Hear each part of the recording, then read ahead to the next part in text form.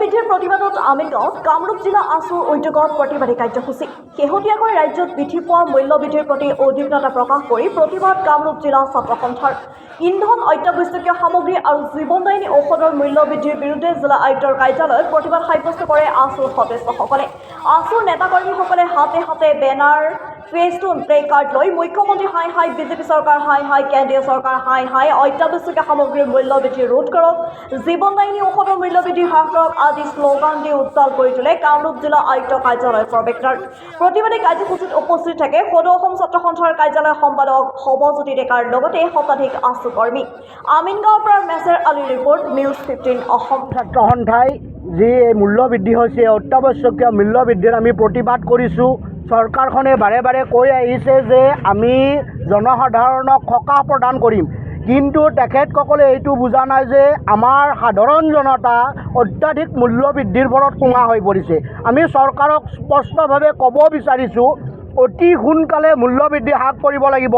Petrol, diesel, ৰন্ধন গেছকে আদি কৰি চেনি, দাইল আদিৰ পৰা যিসমূহ খাদ্য সামগ্ৰীৰ মূল্য বৃদ্ধি হৈছে, আনকি জীৱনদায়িনী ঔষধৰো মূল্য বৃদ্ধি হৈছে।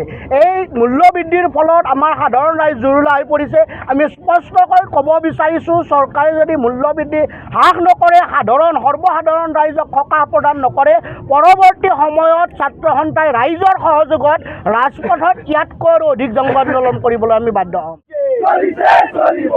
সংগ্ৰাম চলিছে।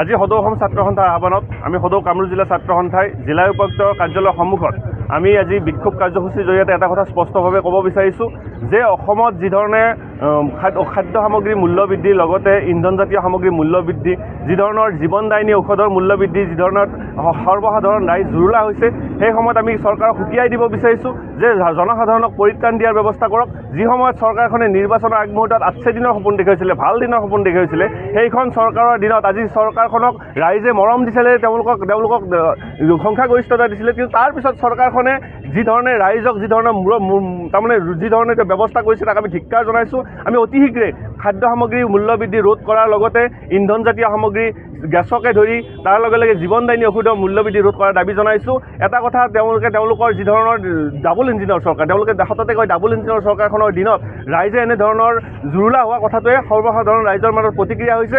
আৰু আমি মূল্য বৃদ্ধি হ্ৰাস কৰিব নোৱাৰা অসম চৰকাৰ হাই হাই, অত্যাৱশ্যকীয় খাদ্য সামগ্ৰীৰ মূল্য বৃদ্ধি হ্ৰাস কৰিব নোৱাৰা অসম চৰকাৰ হাই হাই, পেট্ৰল, ডিজেল, ৰন্ধন গেছৰ মূল্য বৃদ্ধি হ্ৰাস কৰক, পেট্ৰল, ডিজেল, ৰন্ধন গেছৰ মূল্য বৃদ্ধি হ্ৰাস কৰক, মূল্য বৃদ্ধি হ্ৰাস কৰিব নোৱাৰা অসম চৰকাৰ